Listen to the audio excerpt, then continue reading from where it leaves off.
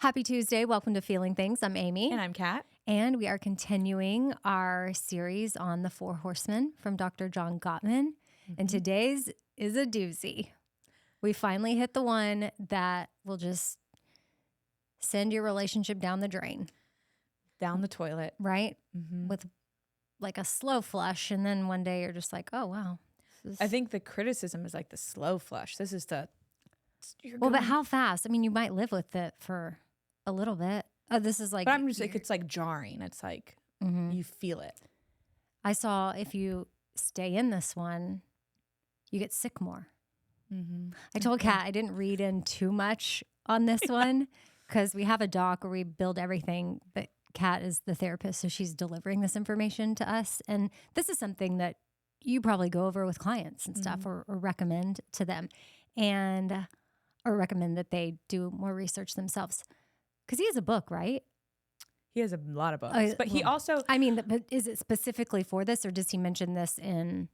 this is just in his like research, like information that you can find. If anybody wants to know more and doesn't want to read a book, if you go to the Gottman Institute's website, they have a blog, they have tons of articles, and they probably have 10 articles just on contempt, which is what we're talking about today, or just on the Four Horsemen. So if you are interested or you just want to read more, go there. That's a better place than just Googling or going on Wikipedia to learn, because it's all coming from his research. It's things that the Gottmans have put on there and people that work for them. And like by research, he was doing very intense things with couples, like some even in his own home, right? Or did I make that up? He might have been doing that like therapy. And like recording them? So he had the Love Lab. Is that what you're talking about? Okay, so his own home, his lab, whatever, but he was monitoring people, like filming them and watching their interactions. Yes. And like seeing how they were communicating. And also, I didn't think about this, but if you do a training with the Gottman Institute, you'll get to see some of their the recordings of therapy sessions, and sometimes you'll see them in like the waiting room and stuff like that, and they'll talk you through those things. Have you ever watched couples therapy? No. Okay. I want to say, I don't know what streaming service is on. It's not like a Netflix. It might be HBO or something. I'll figure it out. Less popular. But it's worth, if they have a 30-day trial, it's worth just doing that to watch this show. It is Paramount Plus and Hulu. Oh, okay. Hulu. So it is the therapist on there's name is Dr. Orna, and she is incredible. When I watch it, it feels like continuing education, but also it's entertaining. It's a TV show. And I'm very weary of therapy entertainment because I'm like, who would sign up to do therapy on a TV show? So who would? That's a good question.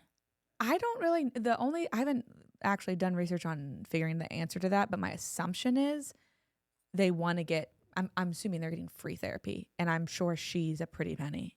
She's right. So I'm willing to share all of my things with the world in exchange for this free therapy because maybe it will save my marriage or save my relationship.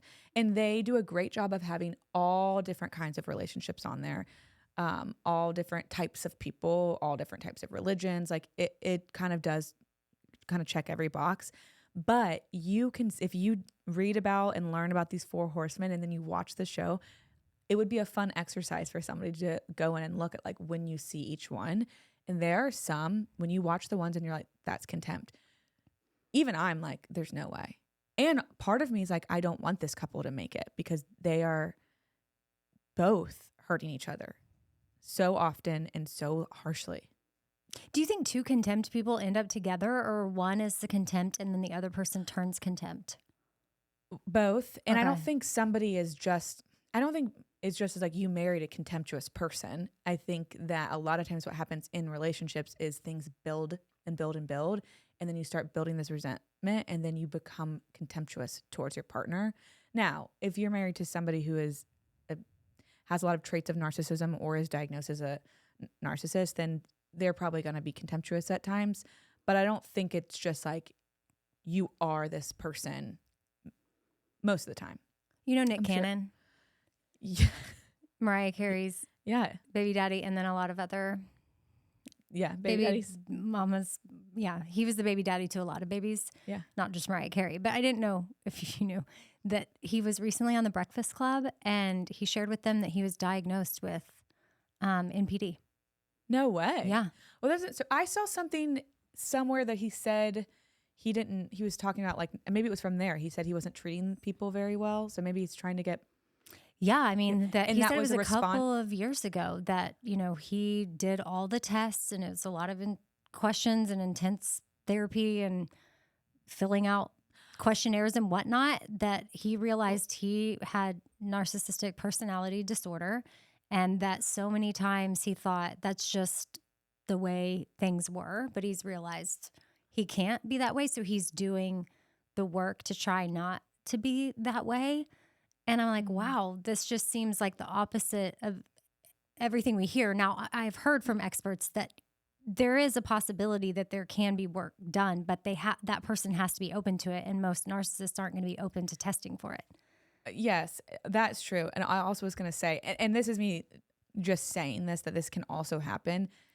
Somebody who's diagnosed with that personality disorder can also present like they are this person who's like, oh my gosh, I don't want to be this way. I'm going to change this. That's a way to manipulate people too. But they really have no intention of doing that. They're like going to get ahead of it. Does that make sense? That crossed my mind. They're very good actors. So not so much with him, I guess, but I guess I thought that because they tend to be very manipulative and good at it, that why wouldn't they just, with all this information now that we have about narcissism and how it's everywhere, you kind of like see people saying certain things and you're like, well, if I just don't say that or act this way, then I either will not be perceived as narcissist or I kind of know the right thing to say now. And then people will see me in a different way. Yeah, that crossed my mind. Yeah, there's a specific couple on one of the seasons where you can... Of couples therapy? Yes, okay. Where you can tell that there's some narcissism afloat. And the way that the Dr. Orna handles it is like so beautiful, where you're not just like calling somebody out, but she's just kind of... She was trying to understand this person and he kept being like, no. Like she wouldn't allow her to like, she probably was actually getting it right, but he kept always having an excuse for something, even if she was like parroting back what he said. And so she just said to him, it feels like it's really hard to get things right for you with you. Is that true? And he was like, what are you talking about? And she's like, well, it just feels like I'm trying to understand you and it feels really hard for me to understand you. Do you feel that? Do you feel like it's hard for people to understand you? And you can, in fact, I'm going to find the season and come back and tell you guys, because it was such a caring, empathetic view of how it looks like to be in relationship with these people. And you have so much empathy for the partner too. And also like, hello, you deserve better than this. Yeah. You were going to say what you saw in the doc. We trailed off. Remember? Oh no, just like under contempt, like I told you, I just went in to put my a funny story though. I just went in to put my feeling of the day and I was like, I really didn't read much about it. I was like, but what's crazy to me is that if someone's in a contemptuous relationship, they are more susceptible to illness. Like they get sick more because their weakened immune system. Yeah.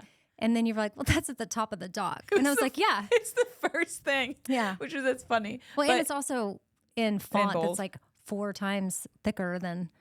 I just thought that was crazy too. And it's, your immune system gets weakened because, I mean, that speaks to how our mental health affects the wholeness of our health. If I'm constantly being beaten down or having to feel like I have to defend myself all the time, I don't feel safe in my closest relationship, your body's going to take that on. And then you're not going to be able to fight off actual things like the flu. Yeah. Wild. It is crazy. I'm going to do the feeling of the day before we get into contempt. I would love to. I'm sad. I know it doesn't seem sad, but I'm sad because my boyfriend left for Paris today and without me. Does he know that's like the one place you want to go? It's on my list. It's on my bucket list. Yes. And of course, I could go with him if I didn't have work. I mean, he would be working, but I could still. And apparently then when he left today, because he came by to get a folding bag, and he was like, I think my hotel room looks out to the Eiffel Tower. And I was like, cool. Stop. And he's like, I can bring you a sweatshirt. And I was like, okay. It's the same thing. Paris. Yeah. Paris. I think I can get that Here. at the mall. But Aw. the sad is giving me information though. Like I'm sad that I can't be there, but also I'm thankful for my job. So it's like give take. And then I guess it's good that I'm sad because like I care about my relationship, you know? Like if I wasn't sad, you know, that like he's going to experience something like I want to experience that with him. Okay. And like I don't get to do that. Maybe we will one day. So it also like I'm sad, but then hopeful that maybe one day we'll take our own trip to Paris. And then the sad is information though. Cause like, what if I was like, neutral? Like, I don't care. You're leaving for a week. I'm good. Well, you would feel that about any trip, right? Not just Paris. It's just an extra. It's extra because sad. it's like where You I wanna also go. want to go. I really want to ask a hypothetical question. Sure. But if it feels weird, just let me know. Okay. If you were to one day go on a honeymoon with anybody, doesn't have to be with your boyfriend. If you got to make that decision on your own, where do you think you would go? Good. Would you go to Paris or do you think you would do? I mean, maybe, but it's feeling a little cliche for honeymoon. Yeah, but it's okay. Maybe it's just because I just watched. Cut that out. Cut that out. Just bleep it. Wait, did they? Beep it. I don't want to what- ruin it. I don't watch that show. I Did she end can't. up I with know, but everybody's watching it. Yeah. It's all the rage. I can't believe you're which not. person did she? No, you can't. I cannot say. We cannot keep. We're gonna No, cut he this can out. just beep it. He just Oh, beeped it. We're okay. still talking. Okay. Houston just put a beep over what I said. The where were we? The coast of Spain, maybe. I would go. I've always wanted to go to Spain. Okay. That felt like you just like picked a random thing. No. Okay. I've wanted to go to Spain. Like, Well, because my question is, are you the type of person who wants on a honeymoon to just have like a relaxing like time, or do you want to go on like a trip and like see things and experience parts of the world? can I? It could be both. I want to be a little bit. I want to relax and experience a Okay. little bit. No, I do not need to be hitting up every museum in all the land. No. So that answers it. We're not going to Paris because I do Yeah. want to go to like the Louvre. Like that would be great. Yeah. And see certain sites. And I just don't think I want to be doing that on my On a honeymoon. That's how I felt. Like we were gonna I was thinking about Hawaii, but I feel like if I go to Hawaii, I want to be doing activities the whole time Mm-hmm. and like traveling different places. So we just went somewhere and I just laid down for a week. See, yeah, I could see myself like in some zero horizon pool somewhere that? off the coast of somewhere. You know, on a pool where there's like no Infinity pool. infinity. Is that not called a It's- zero horizon pool? It could be called both. zero entry pool. Ooh, Okay. zero entries where like you yeah, it feels like you're yeah. There was an infinity pool at where we went on our honeymoon. On a rooftop. Okay. A zero horizon pool, more commonly called an infinity Infinity, pool. okay. So I'm just part of the. You're special. Yeah. Yeah. It also could be called by some people a vanishing edge pool. Well, what's for the It common creates the illusion that the water has no edge, appearing to fall into the surrounding landscape or horizon. That's me. Because I don't love the beach. Like, I don't love sand So much and sand, salt yeah. water, but I like the sound of the ocean. You know, some So pools are saltwater pools. I can deal with a saltwater pool. I don't want to be in the saltwater ocean with all animals? the creatures Yeah. and the sand. So I can be in a pool. So I guess, correction, it's not so much the salt water as it is the Creatures. creatures in the sand. So Okay. take me to the coast of Spain, just to the hotel pool. You could probably go to a really nice resort in Spain. Yeah. Or like a really nice resort in Greece. But then my thing is like if you go to a resort, you don't really know where you are if you're not going on like excursions. So save the Greece trip for when you go to explore. Okay. All right. I just was thinking about that. On to contempt. Questions that don't come up. Mm-hmm. Questions that, yeah. That was mine. Questions that don't come up. So like, do we have an acronym for that? No. It's just questions that don't come up. I forgot to say it. Mm-hmm. Okay. So shall we go to contempt? Let's do it. Okay. So contempt, do you know what contempt means outside of this? Like outside of the Four Horsemen? Do you use that? I feel like I don't use that word I a don't lot. really use that word. I If- hear it like in court. Contempt of court. Contempt of. What is Is it that? the same Shannon, word? can you look that up? I'm gonna, Yes. Because contempt essentially means like you believe that something's below you. Okay, a contempt of court is an act of disobedience or Oh. disrespect towards the judicial branch of the government or an interference with its orderly process. It's an offense against a court of justice or a person whom the judicial functions of the sovereignty have been, well, we just got a little complicated with our words there. Well, that makes sense because that is aligned with. Okay, well, what so this looks like. the exact definition, which you may have it. You can read it. Okay. The feeling that a person or a thing is beneath consideration, worthless or deserving scorn. Oh. Yeah. Oh. Yeah. So that just is sad. When you don't want your partner to feel that way about you, Yeah. nor do you want to feel that way about your partner. And so that's why this is the one that I think is the biggest predictor that your relationship is not going to make it. If you're seeing contempt in the relationship, it's you're not too far gone because there is the antidote, but you're pretty far. And you really don't want to get to this point. And contempt comes after criticism because it almost feels like it's like if criticism is like sticking the knife in somebody, contempt is twisting it. Mm-hmm. It's taking it a step farther. You're not accidentally being mean to somebody. I think sometimes when we're criticizing people, we don't mean to like be mean. We're struggling with kind of expressing ourselves. This is like you are showing this person that they are less than you. Mm.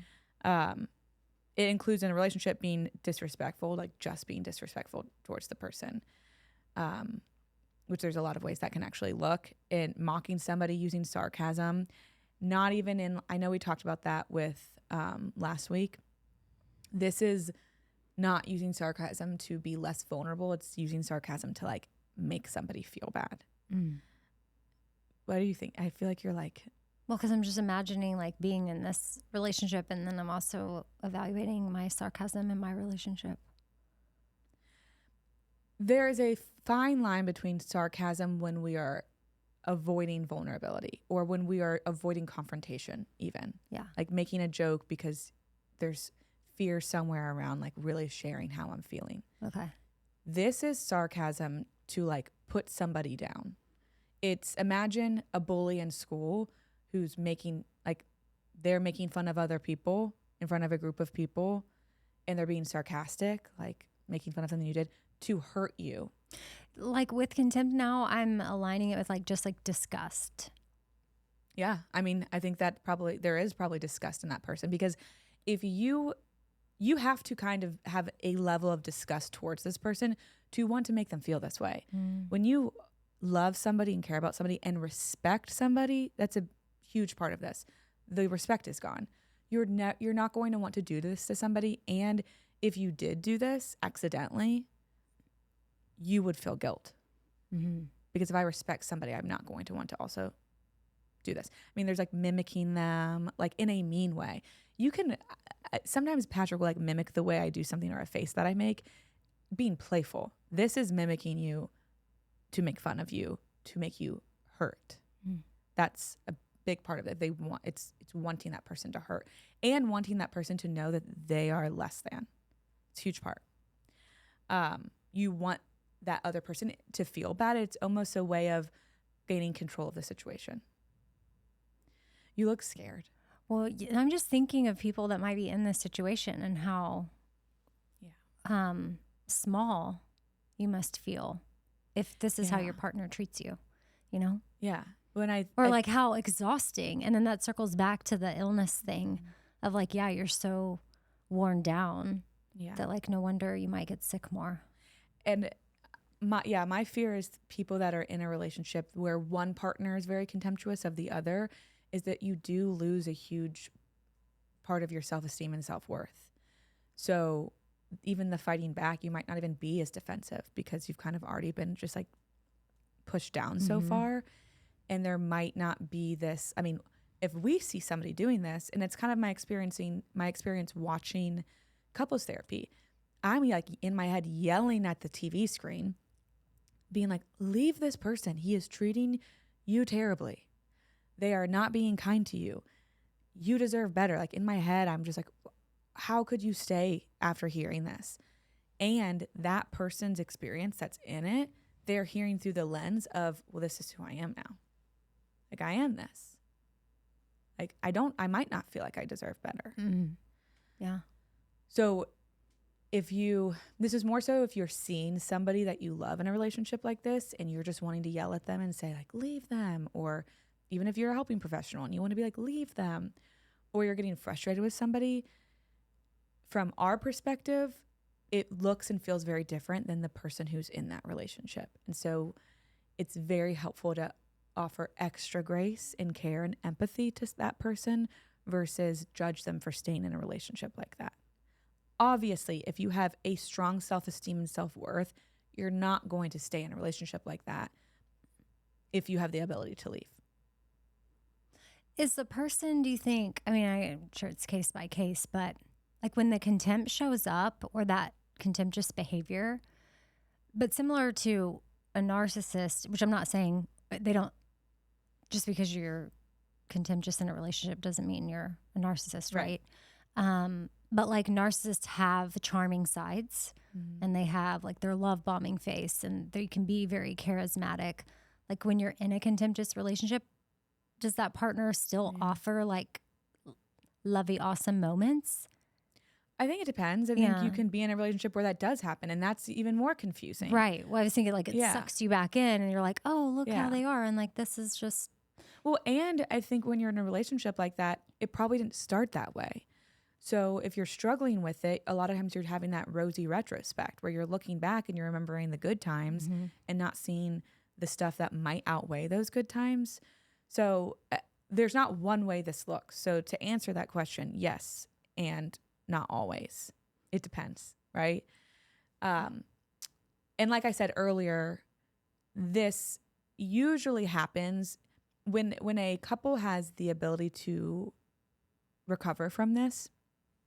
It usually did not start that way. And it usually builds out of a continuation of not being able to share your feelings and talk about things. And so you build these feelings up. And the person who's contemptuous might have created a story in their head where you are what they are saying because they have not expressed their needs to you. And so they keep getting angry or keep getting frustrated or keep getting, to use a very low stakes example, like imagine your job was to take out the trash and you never did it and 10 years go by and you still have not done it, but I have not asked you to do it or reminded you.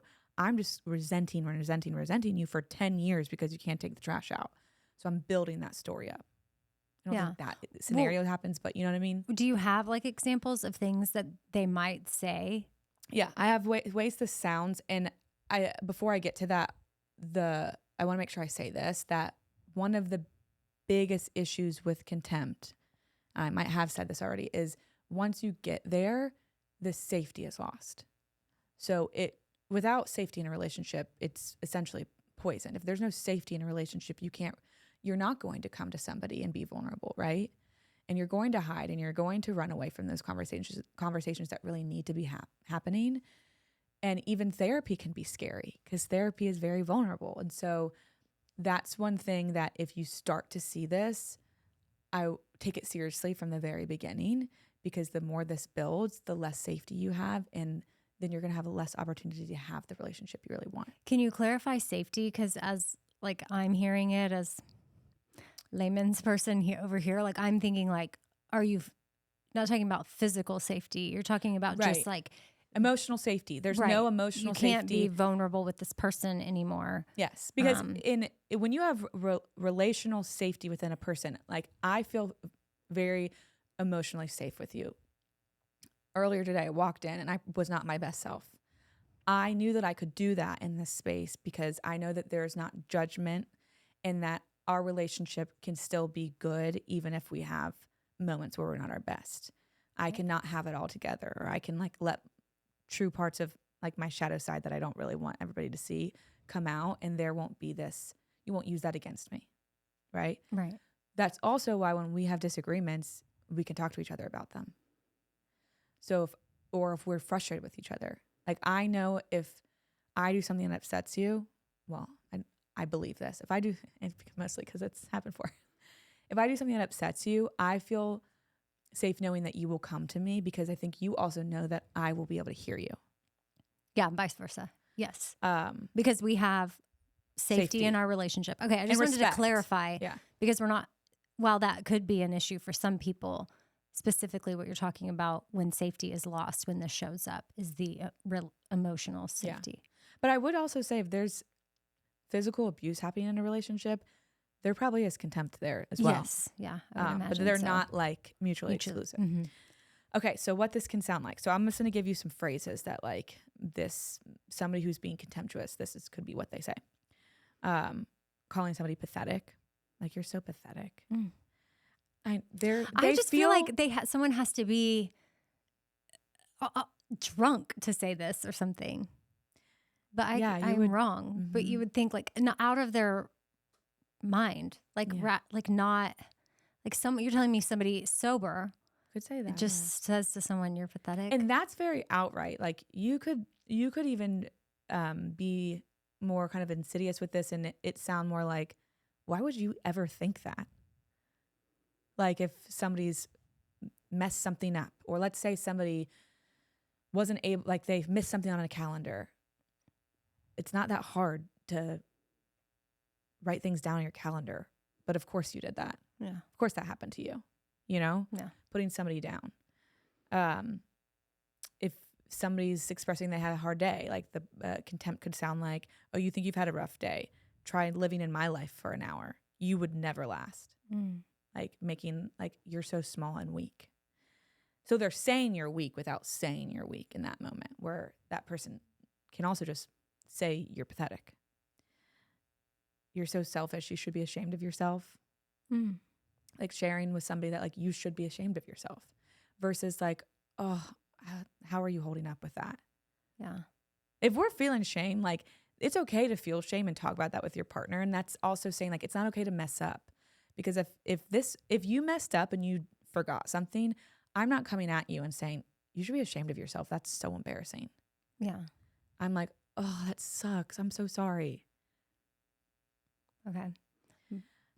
Yeah. Contempt sounds jarring because it is. It is. Yeah. I guess you're right. You're like, this should be jarring. Yeah.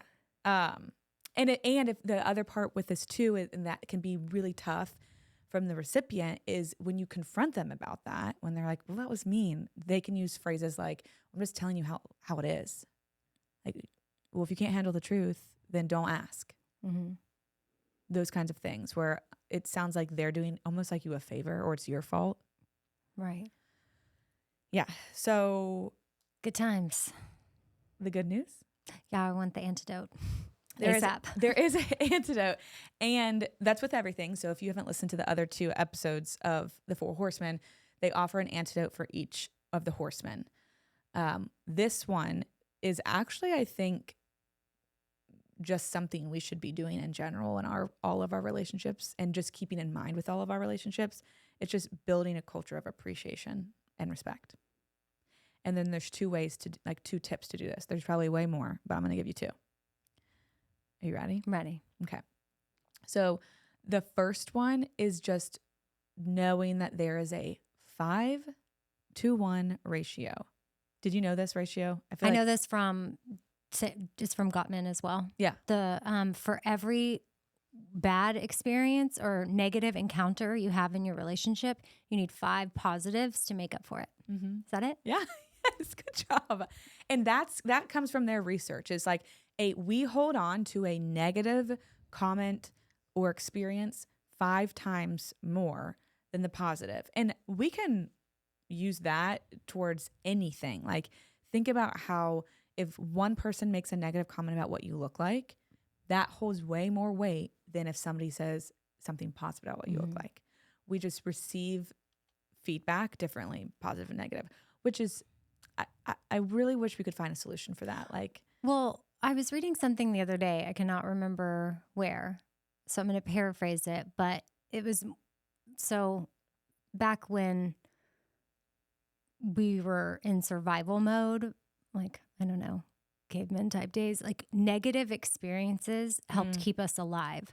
So we remembered those Yeah. more than a positive, because if you remember something that's a threat or negative, then you know how to better be ready. Yeah, that's probably part of it. I also think that confirmation bias is there too. So if we have insecurities, we are going to we look for evidence to prove that those things are, like, the little critic inside of our head is looking for feedback to hold on to, more than we're looking for evidence against. So I think there's probably a lot of things at play, including what you just said, that add to why we hold on to these things heavier. So because we can't change that, we can't just snap our fingers and carry the positive stuff more. What you do is you just try to balance it out by saying more positive things more often. Like, and also part of this is noting those positive experiences. So for whatever reason as well, we could have 20 things happen that go great throughout our day, but we just think of them as normal. That one negative thing we're going to clock, right? But we don't clock the positives as much. So part of this exercise, I think, is going back through your day, almost like how you do like gratitude journaling. You don't notice how much gratitude you have until you actually pay attention to it and write it down. You don't notice how many positive things usually happen unless you're paying attention to them.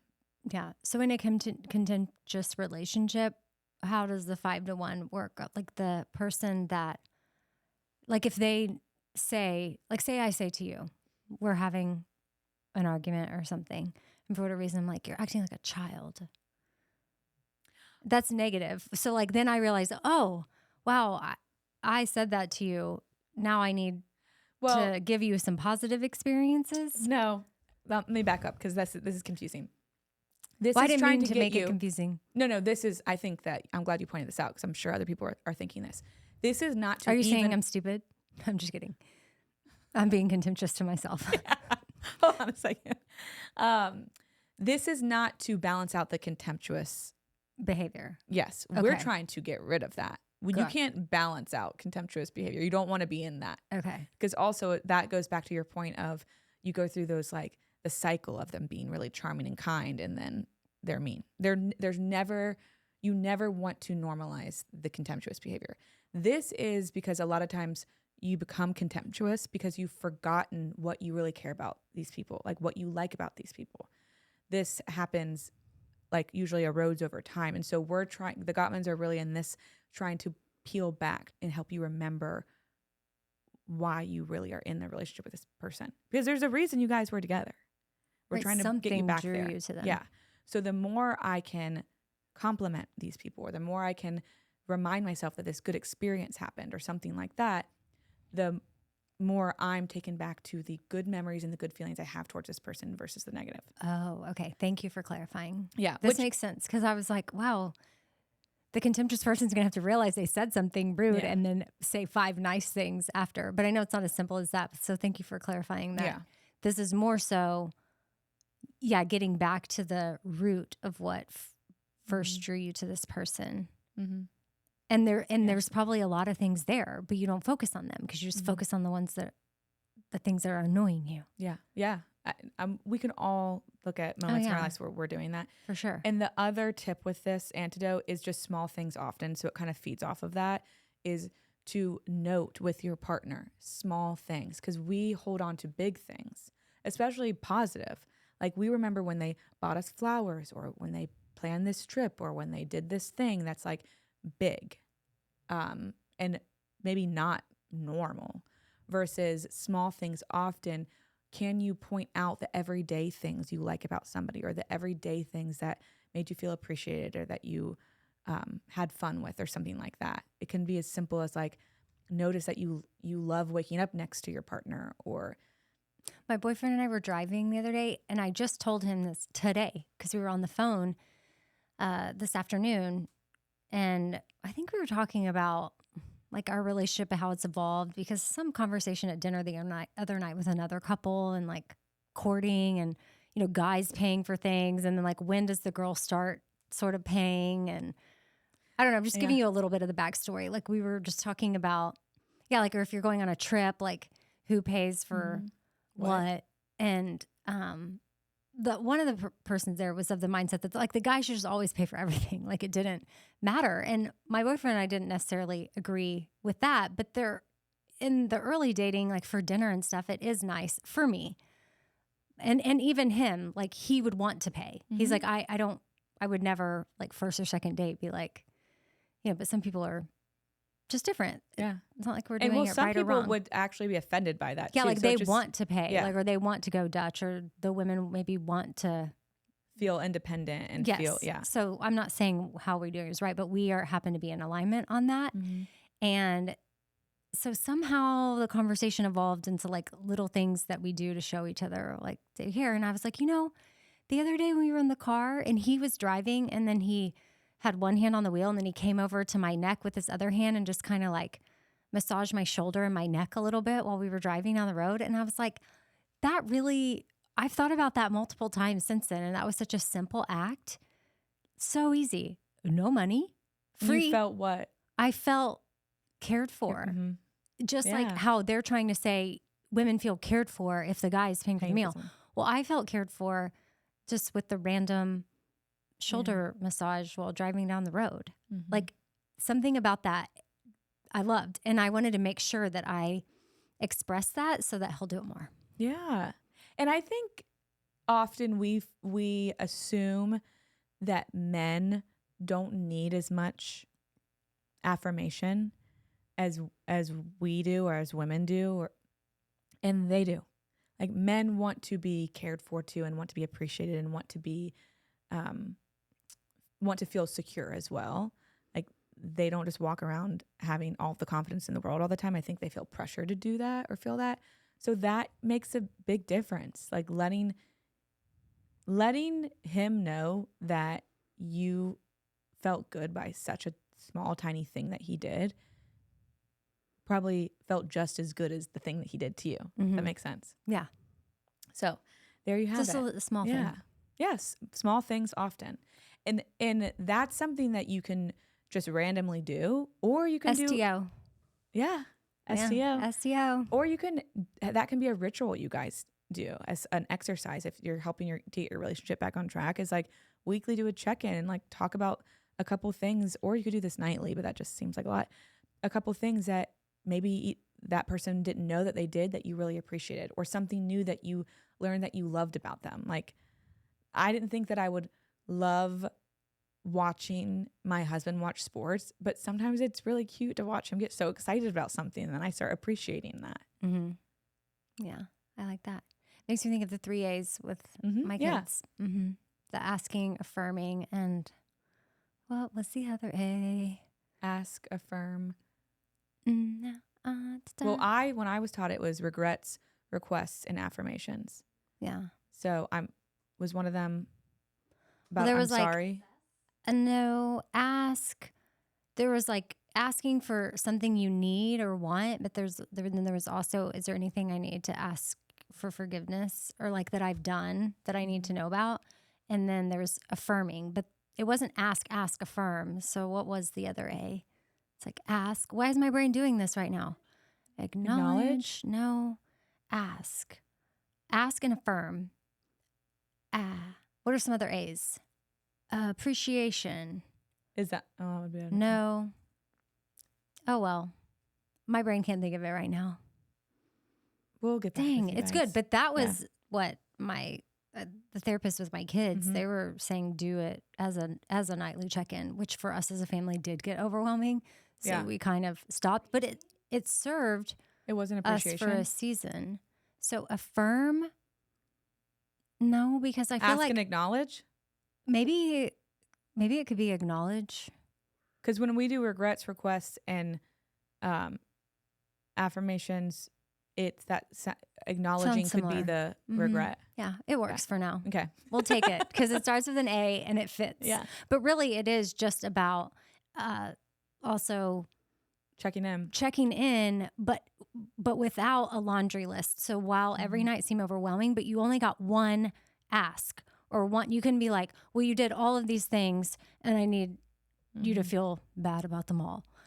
Or I need, like for my kids, that's when they can say, hey, I'm out of these socks.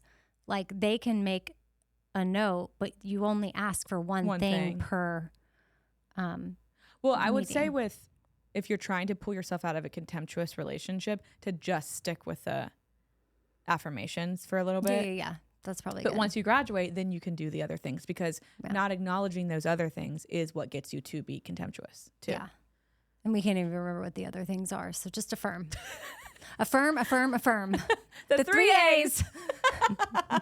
Yeah. Keep it simple. Cool. KISS. Yeah. Keep it simple. Silly. Silly, because we don't want to say stupid. Yeah. Because that that's sounds contemptuous. Yeah. Okay. Part 3. Yeah. That's a wrap. So next week we will be doing part 4, which is stonewalling. Stonewalling. Yeah. All right. Well, we hope you have the day you need to have. Bye. Bye.